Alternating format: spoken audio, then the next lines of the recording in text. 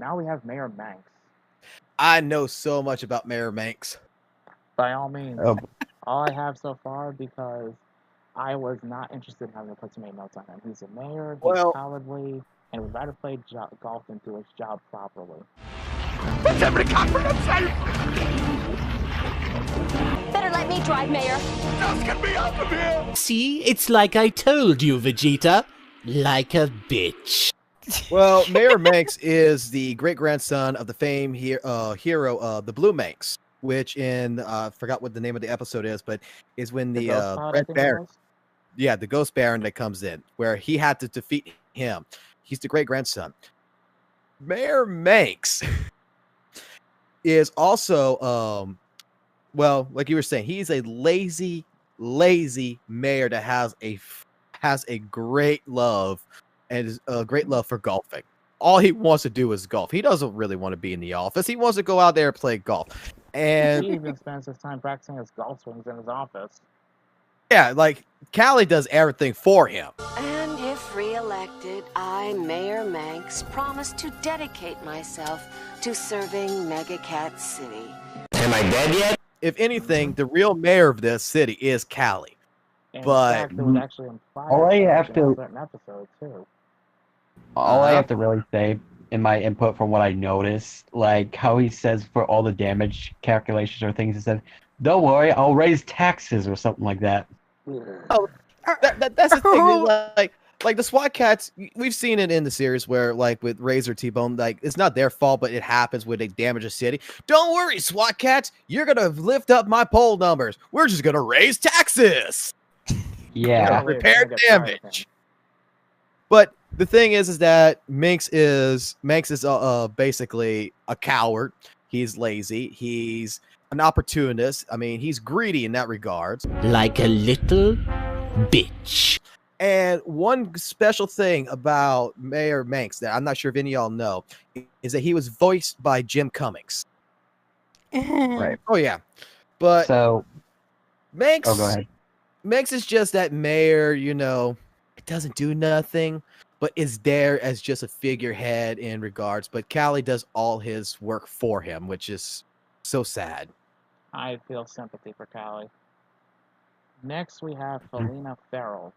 Basically, Farrell's niece and Crossy's favorite character.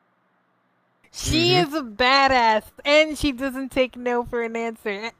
Pretty much. And that's why I always say she's a pure, unadulterated badass. Didn't I just hear your uncle tell you no?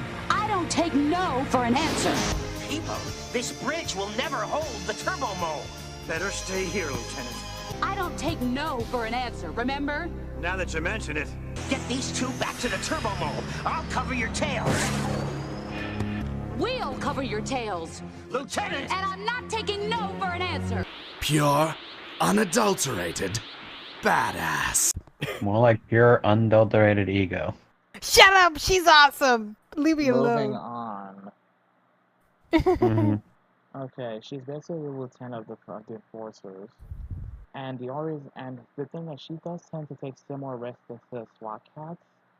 And despite Farrell's warning, she'll still do them anyway. Felina! Oh, I should throw that niece of mine off the force. But my brother would never speak to me again. And she's too good an enforcer. Your history, past master. I mean, Felina is more trustful and respectful to the SWAT Kats because she understands their plight. She also understands that sometimes you gotta do it's a lesser of two evils. Technically, yes, the SWAT Kats are criminals by being vigilantes, but considering they're doing it for the right reasons, she is looking at the bigger picture. Farrell, on the other hand, not so much. And that's more like the basic scenario of like Batman, where she's kind of like the Jim Gordon in the series, where she knows the SWAT Kats are wrong, but if she needs their help, she is going to use their help. Exactly. So technically, she's like the Barbara Gordon to Jim Gordon. No, she's more You like know? Jim Gordon because she's still in a high position of power. She can still help them if needed. Oh, okay. So you're not wrong. At one time, close. she was an enemy due to an incident with an alternate dimension, That was late in season 2.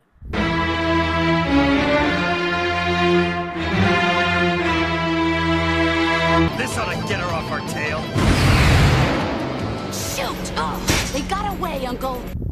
She was introduced at the beginning of season 2 as basically this breakout character they just threw in out of nowhere, but fans loved it. They ate it up. Let's be honest. Oh yeah. It also cemented a lot of the female fan base for SWAT Kats as well, regardless. People already liked Callie for, her sassy attitude, but Felina was both a combination of sass, brawn, and brains. I mean, nobody can deny this. No, we're not. We're basically agreeing with you because you kind of put it spot on. Not to mention she's just as headstrong and stubborn as her uncle, but at the same time, her common sense and her rationale also wins out. She very rarely ever jumps the gun, except for one time I have to point out where she dropped the ball. That was when she tried to take on Turmoil with a chopper. This is Lieutenant Farrell. Turmoil, you're under arrest. No! Not a smart idea. We'll be right back. And now back to our show. Moving to the antagonist. Oh my favorite. Yeah, the villains. Yep.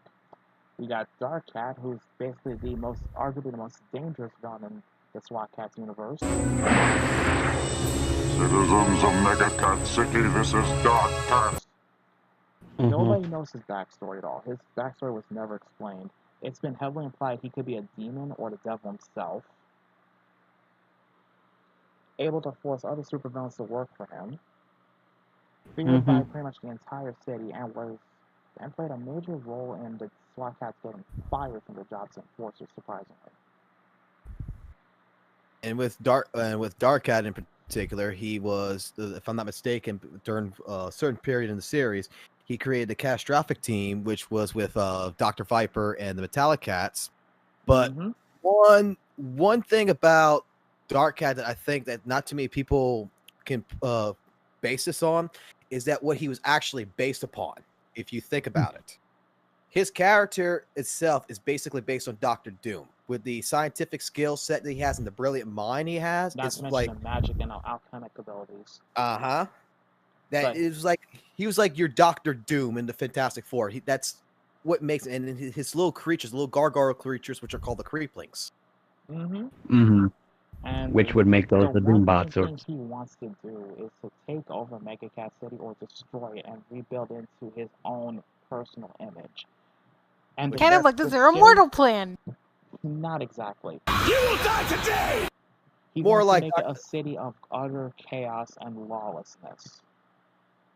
More like your Dr. Robotnik from Star Hedgehog. He's Dr. Doom meets Robotnik with much more intelligence and much more cunning. And he doesn't want to do the Zero Mortal plan. He just wants to basically rule the world and do it the way, rule the city and do it his way. Though unless even Dr. Viper thinks twice about pissing him off, and Viper's crazy. So yeah, literally the best words to describe Dark Cat: crime lord, terrorist, and possibly a mutated scientist. Like I said, his origins are unknown, and a little known fact by many that only me and Crossy spotted initially. He was voiced by Brock Peters, who also voiced Soul Power and Static Shock. Soul Power. Soul Power. Pops, do not dance! And you can't even tell the difference that easily.